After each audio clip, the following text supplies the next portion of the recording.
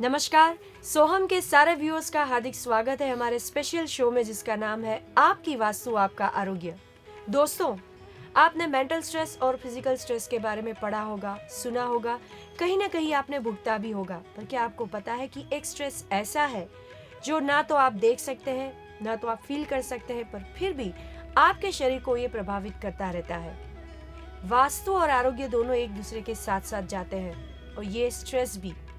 तो ये सब एक दूसरे से कैसे कोरिलेटेड है, क्या संबंध है उनका? चलिए यही बातों की जानकारी आज के शो में लेते हैं और ये जानकारी देने के लिए स्टूडियो में उपलब्ध है हमारे साथ डॉक्टर अविनाश कुलकर्णी जी। डॉक्टर अविनाश कुलकर्णी जी, आपका बहुत बहुत स्वागत है। नमस्कार। नमस्ते मेधा जी। दोस्तों, डॉक्टर अविनाश खुद एक एनर्जी एक्सपर्ट कंसल्टेंट है, साथ में वास्तु कंसल्टेंट भी है, एस्ट्रोलॉजर है और उन्होंने इस फील्ड में रिसर्च की है और उनके पेपर्स इंटरनेशनल सेमिनार्स में पब्लिश होते रहते हैं। साथ ही में पूरे भारतवर्ष में उनकी वास्तु आरोग्यम नाम की जो संस्था है, इनके स्टूडेंट्स कोने कोने में फैले हुए हैं और अविनाश जी स्वयं उनको इनकी जानकारी देते हैं और सिखाते हैं। अखबारों और मैगजीन्स में उनके आर्टिकल्स छपते रहते हैं। तो चलिए जानते हैं बाकी की बातें अविनाश जी से। नमस्ते नमस्ते सबको साईं राम। भगवान सत्य साईं बाबा के चरणों में पहले तो मैं कोटि कोटि प्रणाम करता हूँ। सब दर्शकों को मेरा प्रणाम। मेधा जी जी, आपको भी मेरा प्रणाम है। जी नमस्कार। तो अविनाश जी, जैसे मैंने बताया हमारा शो है वास्तु और आरोग्य। तो वास्तु और आरोग्य एक दूसरे से कैसे संबंधित है? देखिए, बहुत बार वास्तु के बारे में जब भी जाना गया है तो लोगों ने कहा है कि इसका जो शास्त्र है जी, वो ज़्यादातर लक्ष्मी की तरफ जाता है, पैसों की तरफ जाता है, पैसा मिलाने के लिए ही जाता है। और वास्तु देखी ही इसके लिए जाती है कि ज़्यादा से ज़्यादा पैसा मिले, ज़्यादा से ज़्यादा धन प्राप्ति हो। जी, लेकिन वास्तु आरोग्यम जो मेरी संस्था है वो पहले दिन से हम यही कोशिश कर रहे हैं जी, कि वास्तु के साथ में आरोग्य बहुत जरूरी है। अगर आरोग्य अच्छा हो आपका तो धन जितना भी कमाओ उसका कुछ ना कुछ उपयोग आप अच्छी तरह से ले सकोगे। अगर ना हम कर सके वो तो बहुत तकलीफें हमें सहना पड़ेगी। और आरोग्य अच्छा जब जब रहेगा, जब जब हम अच्छी तरह से रह सकोगे, हम सब एंजॉयमेंट दिन भर की कर सकोगे। जी, जी, इसलिए वास्तु आरोग्यम का पहला यही मकसद था कि वास्तु के साथ में आरोग्यम जोड़ो और जब भी आरोग्य अच्छा रहे जब उससे काम बढ़ाओ। जी। डॉक्टर साहब, जैसे मैंने कहा कि मेंटल स्ट्रेस और फिजिकल स्ट्रेस के बारे में तो हम लोग बहुत सारी बातें जानते हैं। हमारे बहुत सारे दर्शक ऐसे भी हैं जिन्होंने कहीं ना कहीं अपनी डेली रूटीन लाइफ में भुगता भी है या भुगत रहे हैं। पर कोई ऐसा स्ट्रेस है जो हमें शायद मालूम नहीं, पर धीरे धीरे हमारे शरीर को प्रभावित करता है। मेधा जी, आप देखोगे कि हमारे आजू बाजू में, हमारे फ्रेंड सर्कल में, हमारे पहचानों में जी, ऐसे कोई ना कोई लोग हमें मिल जाएंगे जो कोई ना कोई बीमारी के शिकार है। और ये जो उनकी बीमारियां है जी, वो आज नहीं तो कल कम नहीं होती। रोज रोज कोई ना कोई नई बीमारी उनको आती रहती है, उसका कोई इलाज ही नहीं हो रहा। जैसे उनको अगर जुकाम भी हो गया तो वो जल्दी नहीं अच्छा होता, फिर वो जाते हैं किसी एलोपैथी डॉक्टर के पास में, कोई आयुर्वेदिक डॉक्टर के पास में, कोई यूनानी, सब तरह की दवाएं वो लेते हैं, लेकिन उनको उसके रिजल्ट्स आते नहीं। जब ये ऐसा होने लगता है तो ऐसा लगता है कहीं ना कहीं दूसरी जो वजह है कि उनको बीमारियां हो रही है। और वही बीमारियां जो हो रही है वो आज कही जाती है, जिसका नाम है जियोपैथिक स्ट्रेस। जियोपैथिक स्ट्रेस, इसके बारे में आप थोड़ा डिटेल में बताएंगे? जियोपैथिक स्ट्रेस ये एक ग्रीक वर्ड है। जियो इसका मानी मीन्स जमीन और पैथिक मीन्स पैथोलॉजी या बीमारी, और स्ट्रेस इसका मतलब है तनाव। आप देखोगे कि जियोपैथिक स्ट्रेस में हम लोग ये देखते हैं कि वो आदमी के ऊपर जमीन से आने वाली कोई ऐसी ऊर्जा है जिसका प्रभाव उसके ऊपर रहता है और वो उसको तकलीफ देते रहता है, और यही कहा जाता है कि वो जियोपैथिक स्ट्रेस से बाधित है।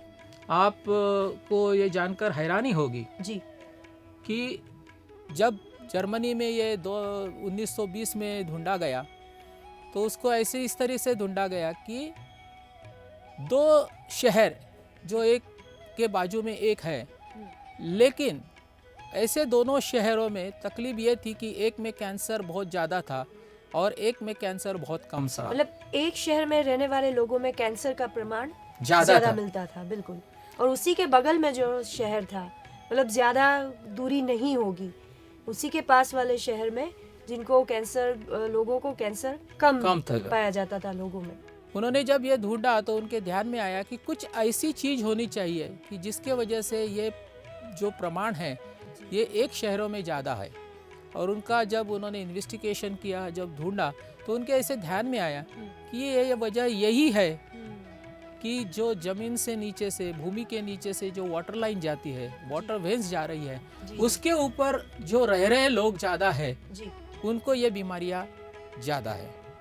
हम सब लोग जानते हैं कि हमारे भूमि के नीचे पानी का बहुत बड़ा स्रोत है। हम ये भी जानते हैं कि भूमि के नीचे जो पानी बह रहा है और ये बहते बहते कभी हमारे बोरिंग में आता है, कभी हमारे कुएं में आता है जी। और ये वहाँ जमा होता है। इसका मतलब ये है कि ये पानी बह रहा है, बहते बहते आ रहा है। और जब भी कोई चीज़ बहेगी और जब भी ये चीज़ बहती बहती भूमि से निकलेगी तो ये कोई ना कोई फ्रिक्शन क्रिएट करेगी। और जब भी ये फ्रिक्शन क्रिएट करेगी तो कोई ना कोई ऊर्जा ये निर्माण करेगी। और यही वो ऊर्जा है जिसका नाम है जियोपैथिक स्ट्रेस। अच्छा, तो अश्विन जी, हम ये कह सकते हैं कि मैग्नेटिक जो फील्ड है और जियोपैथिक स्ट्रेस है वो दोनों अलग अलग चीज़ है? नहीं, जियोपैथिक स्ट्रेस में जो ऊर्जा आती है वो इलेक्ट्रोमैग्नेटिक नेचर में है जी। ये इलेक्ट्रोस्टैटिक होती है, इलेक्ट्रोमैग्नेटिक होती है। और यही ऊर्जा जब ऊपर आती है, क्योंकि वहाँ वो बनती है पानी के बहाव से और वाटर स्ट्रीम से बनने वाली ये ऊर्जा ऊपर आती है। जब भी ये ऊर्जा ऊपर आती है तो हम ये देखते हैं कि अगर हमारा समझो बेड उसी जगह है जहाँ से ऊर्जा नीचे से ऊपर आ रही है तो हमें इसकी बाधा होना शुरू हो जाता है। और कई बार हम ऐसे भी देखते हैं कि जब हम वहाँ पे सो रहे हैं जी, क्योंकि हमारा सोने का सबसे ज़्यादा time about 8 hours in a day एक ही जगह गुजरता है।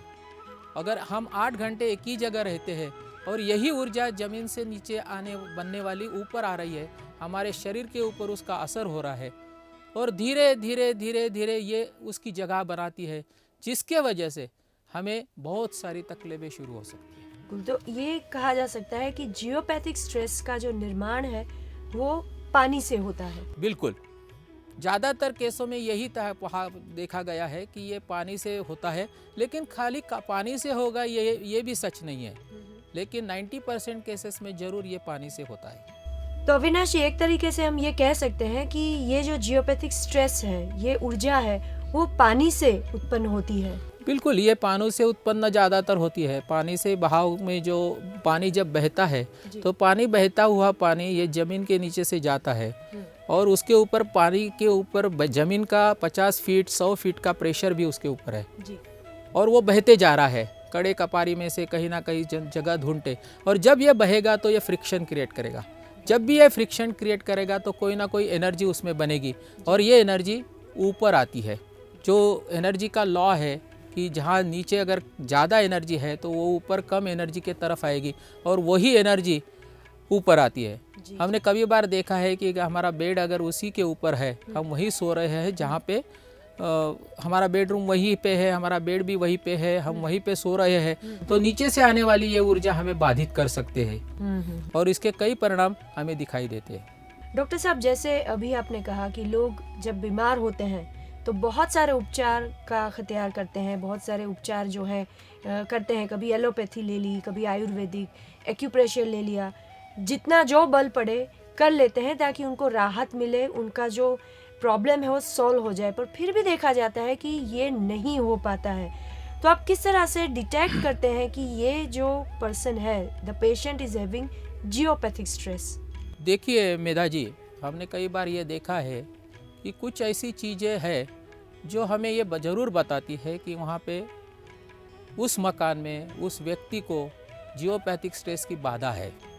सबसे पहले मैं आपको बताऊंगा कि मकान के बारे में बताऊंगा कि मकान में कैसे हम देखें कि जियोपैथिक स्ट्रेस है। जी। आप देखोगे कि जिस मकान में आप रह रहे हो, अगर वहाँ पे दीमक है, आज नहीं तो कल कभी ना कभी आपके घर में दीमक लग गया है, तो आप ज़रूर सोचिए कि आपके घर में जियोपैथिक स्ट्रेस होना है। अगर आपके घर में बिल्लियाँ आती है और आपके घर में ही वो पिल्ले देती है, वहाँ पे आके रखती है, तो आप ज़रूर सोचिए कि वहाँ पे जियोपैथिक स्ट्रेस है। अगर आप ये देखोगे कि वहाँ पे जो स्नेक्स है या आप कहोगे मधुमक्खी का छत्ता है, ये चीज़ें अगर वहाँ पे होती है तो आप ज़रूर सोचिए कि वहाँ पे जियोपैथिक स्ट्रेस है। अगर चींटियों का आना जाना बहुत है आपके कंपाउंड में, आपके वास्तु के आजू बाजू में, आपके मकान के चारों तरफ, तो आप ज़रूर सोचिए कि आपको जियोपैथिक स्ट्रेस का बाधित आपका मकान हो सकता है। बहुत बार ये भी देखा गया है कि वहाँ का जो एटमॉस्फेयर है वो डैम्प रहता है, इसका मतलब वो ज़्यादा मॉइस्ट रहता है, ठंडा ज़्यादा लगता है, उनकी फर्श जो है वो ठंडी ज़्यादा लगती है। ये सब चीज़ों से हम ये देख सकते हैं कि बहुत बार मकान के ऊपर ही हम कह सकते हैं कि ये मकान जियोपैथिक स्ट्रेस है या नहीं है। आप घर का कंडीशन, उसकी जो स्थिति है वही देख के आप प्राइमरी बता सकते हैं। बिल्कुल, हम लोग ये ज़रूर कह सकते हैं कि वो मकान को देख के कि जियोपैथिक स्ट्रेस वहाँ पे है या नहीं है, क्योंकि आप देखोगे कि ऐसे मकानों में जब हम जाते हैं तो वहाँ पे जो कुएं का पानी रहता है, अगर वो समझो 50 फीट के अंदर लगा है और अच्छा खासा पानी वहाँ पे है, तो आप ज़रूर सोच सकते हैं कि यहाँ पे जियोपैथिक स्ट्रेस की बाधा होने के चांसेस बहुत ज़्यादा है। जी जी। वैसे कुएं में पानी होना, ज़्यादा होना, ये आमतौर पे बड़ी खुशी की बात होती है कि चलो घर में पानी का स्रोत आसानी से मिल जाता है, पर ये हमें पहली बार पता चला कि यदि कुआं पानी से भरा हुआ है तो एक कारण ये भी हो सकता है, थोड़ा सचेत होने की आवश्यकता है कि यहाँ पे शायद जियोपैथिक स्ट्रेस मिल सकता है। बिल्कुल, आप देखोगे तो बहुत बार ये देखा गया है कि पानी जहाँ पे है वहाँ पे जियोपैथिक स्ट्रेस ज़्यादा होने के चांसेस है, क्योंकि जितना पानी का बहाव ज़्यादा है उतना उसका फ्रिक्शन ज़्यादा है, उसका फ्रिक्शन जितना ज़्यादा है उतनी ऊर्जा ज़्यादा बनेगी, और जितनी ऊर्जा ज़्यादा बनेगी उतनी वो ऊपर आएगी। और अगर हमारा मकान वहीं पे है, हमारा बेडरूम वहीं पे है, हमारा वक्त ज़्यादा वही गुजरता है, तो हम ज़रूर कह सकते हैं कि हम जियोपैथिक से बाधित हो सकते हैं। तो डॉक्टर कुलकर्णी जी, ये बात हो गई घर के बारे में कि घर को आपने देखा और बता दिया कि यहाँ पे जियोपैथिक स्ट्रेस है, पर कोई इंसान है, उसको देख के कैसे आप बता सकते हैं कि इसको जियोपैथिक स्ट्रेस है या ये इंसान इस स्ट्रेस से गुजर रहा है? देखिए, जियोपैथिक का जैसे हमने कहा कि कोई सिम्टम्स आदमियों के तरफ या इंसानों के तरफ भी देखे जाते हैं।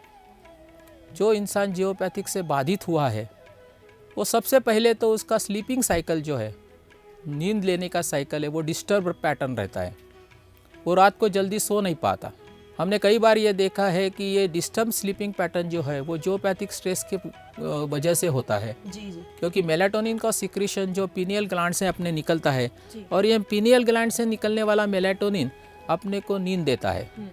कई बार ऐसा होता है कि हम जब सोने जाते हैं तो नीचे से आने वाली ये जियोपैथिक स्ट्रेस की ऊर्जा और हमारे ब्रेन से निकलने वाले सिग्नल, इसमें कुछ तकलीफें निर्माण होती है, और उसकी वजह से काफ़ी बार ये देखा गया है कि जितना चाहिए उतना मेलाटोनिन ना निकलता हो, और अगर मेलाटोनिन पूरी तरह से ना निकला तो ये स्लीपिंग हार्मोन है, ये हमारे लिए नींद देता है, तो हमारी नींद डिस्टर्ब करता है, फिर हमारा नींद का पैटर्न डिस्टर्ब करता है। कई बार मैंने ये भी देखा है कि ये लोग रात को दो तक सोते नहीं, 2-3 बजे तक ये जागे रहते हैं, और फिर कहते हैं कि मैं काम पे बैठा रहता हूँ, मेरे को नींद अच्छी आती है, मेरा बहुत काम रहता है। कभी कभी बहुत बार ये भी देखा गया है कि ये लोग सवेरे फ्रेश फील नहीं करते। एग्जैक्टली। एक ये नींद सवेरे पूरी इनको अच्छा होने नहीं पे, लगता। जी बिल्कुल, एक नींद पूरी होने पे जो एक फ्रेशनेस होती है, चेहरे पे ताजगी और चमक होती है, ये इनको नहीं दिखाई देती, और फिर पूरा दिन जो होता है वो स्लगिश जाता है। बिल्कुल, इनकी नींद ना होने के वजह से इनको ऐसा लगता है कि मैं फ्रेश फील नहीं कर रहा हूँ। कई बार ये भी देखा गया है कि उनके घर में आप कोई ना कोई बड़ा बीमारी देखोगे, जैसे कैंसर है, ट्यूमर्स है, अगर उनके घर में कोई ऐसी बड़ी बीमारी है, उसके आसपास भी है कहीं, अगर उनके बाजू वाले घर में भी यही कोई बीमारी है, तो आप ज़रूर समझिए कि आज नहीं तो कल वो आपके घर में भी आने की चांसेस बहुत ज़्यादा है। ये देखा गया है। ज़्यादातर जियोपैथिक स्ट्रेस पेशेंट को आप देखोगे तो वो कोई ना कोई बीमारियां से बाधित रहते हैं। वो कई इलाज करते रहते हैं, कई दवाएं लेते रहते हैं, जैसे एलोपैथी की हो, कोई आयुर्वेदिक की लेगा, लेकिन उसका कोई सोल्यूशन उनको मिलता नहीं। मतलब कि कहीं ना कहीं वो दर्द से पीड़ित रहते हैं और एक हिडन फैक्टर है जो अपना काम करता रहता है, and that hidden factor is geopathic stress. Yes, जी। जियोपैथिक स्ट्रेस का जो प्रभाव है वो उसके ऊपर दिखता है। वो कहते रहता है कि मुझे अच्छा नहीं लग रहा है, लेकिन उसके रिपोर्ट वो उस तरीके से नहीं कहते, नहीं मिलते। एग्जैक्ट। अगर आप डॉक्टर के पास में वो जाता है, कोई एनालिसिस करता है ब्लड का, यूरिन का, तो उसके कोई रिपोर्ट में वो आता नहीं, लेकिन वो जरूर कहता है कि मुझे कुछ ना कुछ अच्छा नहीं लग रहा, मुझे फ्रेश नहीं लग रहा है, कुछ ना कुछ हो रहा है मुझे। जी जी। ये सब सिम्टम्स जियोपैथिक स्ट्रेस के हैं। बहुत बार तो मैंने ये भी देखा है कि उसको लगता है कि मुझे थकान बहुत ज़्यादा महसूस हो रही है, बिकॉज जियोपैथिक स्ट्रेस से नींद नहीं होगी तो वो चिड़चिड़ा बनेगा। चिड़चिड़ा होने से घर के लोग कहते हैं कि आपको थकान बहुत ज़्यादा हो रही है, आपको स्ट्रेस बहुत ज़्यादा आ रहा है।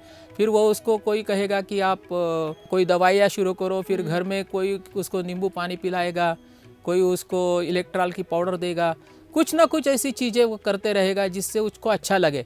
लेकिन मेरा का जहाँ तक देखना है, मुझे ऐसा देखा गया है इसमें कि कोई उसको रिजल्ट आते नहीं। उसको जब तक जियोपैथिक का ट्रीटमेंट हम ना करें तब उसको रिजल्ट नहीं आते। तो डॉक्टर साहब, आपने कोई ऐसे केसेस क्योर किए हैं जिसमें आपने ये क्लियरली देखा हो कि जियोपैथिक स्ट्रेस से कोई आदमी या औरत उस पे से गुजर रही है और आपने उनको क्योर किया और वो ठीक हो गया? कोई ऐसा उदाहरण आप यहाँ पे देना चाहेंगे? मेधा जी, मैंने करीबन 5500 मकानों का जियोपैथिक स्ट्रेस का काम किया है। जी जी। और मेरा गया कितने सालों का एक्सपीरियंस कहता है कि जियोपैथिक स्ट्रेस से अगर आप बाधित है तो आपको उसका ट्रीटमेंट करा ही लेना चाहिए, उसके लिए रुकना नहीं चाहिए। और ये बाकी आप कुछ भी करो लेकिन उससे कुछ अच्छा होने वाला नहीं है, आपको जियोपैथिक का ही ट्रीटमेंट उसके लिए करना पड़ेगा। और ऐसे कई उदाहरण मैं आपको दे सकता हूँ कि जो जियोपैथिक के लिए ट्रीटमेंट के लिए आप आइडियल एग्जाम्पल्स कह सकते हो।